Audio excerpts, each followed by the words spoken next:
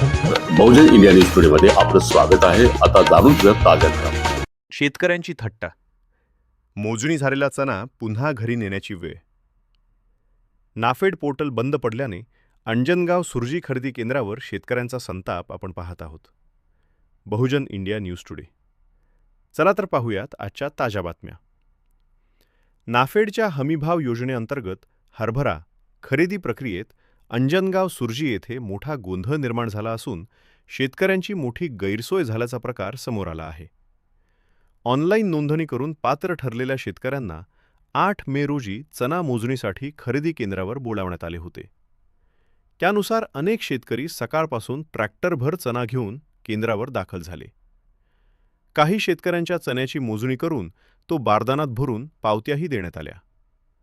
मात्र अचानक नाफेडचे online portal बंद पडल्याचे सांगत अधिकाऱ्यांनी खरेदी प्रक्रिया थांबवली। त्यामुळे शेतकऱ्यांना चणा पुन्हा घरी घेऊन जाण्याची वेळ आली। या प्रकारामुळे खरेदी केंद्रावर संतापाचे वातावरण निर्माण झाले होते।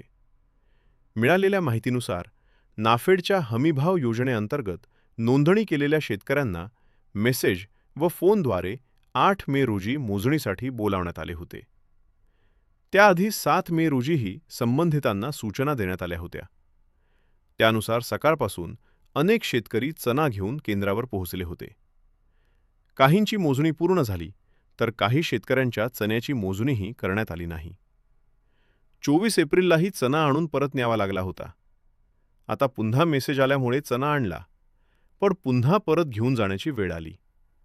वाहतूक खर्च, मजुरी आणि वेळेचे नुकसान कोण भरून देणार, असा संतप्त सवाल शेतकऱ्यांनी उपस्थित केला। खरेदी केंद्रावर ओमप्रकाश जयस्वाल, आडगाव खडे यांचा 23 क्विंटल, किशोर कैसर, गावणगाव यांचा 30 क्विंटल, पवन नंदकिशोर करसकर यांचा 40 क्विंटल, अनिल बारबदे, मलकापूर यांचा 9 क्विंटल तसेच अक्षर ढोरे, सातेगाव यांचा 80 क्विंटल चणा आणण्यात आला होता। दरम्यान या प्रकरणाची दखल घेत खासदार बलवंत वानखडे यांनी जिल्हाधिकारी तसेच नाफेडच्या वरिष्ठ अधिकाऱ्यांशी संपर्क साधल्याची माहिती मिळाली आहे। शेतकऱ्यांना तात्काळ दिलासा देऊन खरेदी प्रक्रिया सुरळीत करण्याची मागणी होत आहे। बहुजन इंडिया न्यूज टुडेसाठी अंजनगाव सुरजी प्रतिनिधी मनोज मेळे।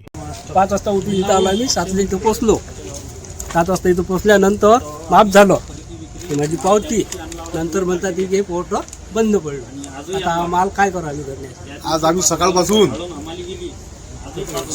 आम्ही उपाशी तापाची तर पळे बसेला, तरी ते कोणी याची दखल घेत नाही आहे। हे साहेब जे म्हणतात खरेदी विक्रीचे साहेब म्हणतात की हे पोर्टल बंद पडलं, त्या काळात तुमचा माल आम्ही वापस घेऊन जा तुम्ही हे घरी। आम्ही काय करा, आम्ही ट्रॅक्टर वापस पाठवला, यांना पैसे दिले, सर्व आम्ही रितसर काम होईल आमचं। ही पावती माझ्याजवळ हजर आहे। त्याचं मोजमाप झालं काय?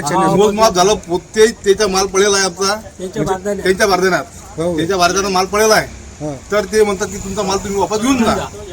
सांगा आम्ही ते काय करा, ते वापस न्यावं की काय करा? आम्ही ठरवलं की वापस नेणार नाही आम्ही।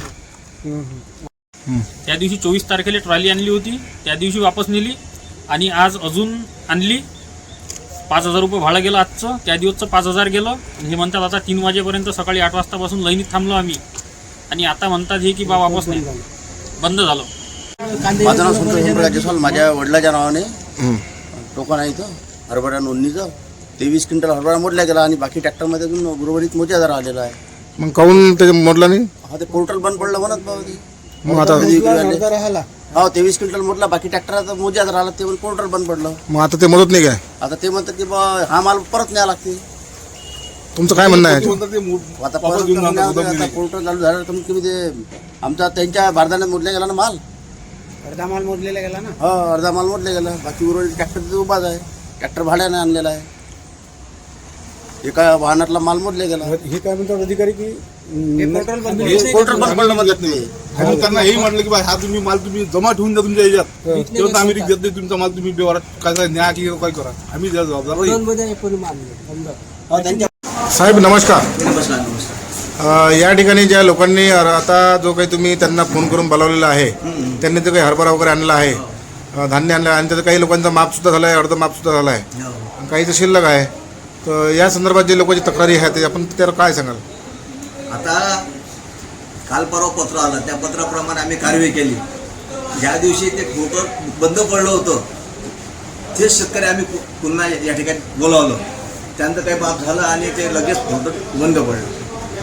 काही म्हणजे त्यांना पावती वगैरे भेटली ना, त्यांचा माल घेतला म्हणून आपण. आता एक पावती अशी आहे की त्यांचा माल मोजणं झालेला आहे, पावती त्यांच्याकडे आहे, पण फोटोवर ते बंद झाल्यामुळे ते शेतकऱ्यांनी सर त्यांचा जो माल आहे, शेतकरी काय चुके साहेब याच्यात? शेतकऱ्यांनी जो माल आहे आदेश ते आमचे संचालक नंदुभाऊ काळे त्यांच्याशी फोनवर बोलले. माझ्यासोबत इथं बसलेले होते. जेव्हा चर्चा झाली तेव्हा त्यांनी सांगितलं की फोटो सुरू व्हायचे सध्या अजून त्यातही आहे, आणि जो समजा शेतकऱ्याचा माल आहे तोही सध्या तुम्ही स्टॉप करा. आता कसं आहे, गव्हर्नमेंटची याद येते, आपण थोडी त्याला कारणीभूत आहे की आपलं काम कसं आहे, शेतकऱ्यांची आंदोलन झाली त्यांना बोलावणं, त्यांचं ते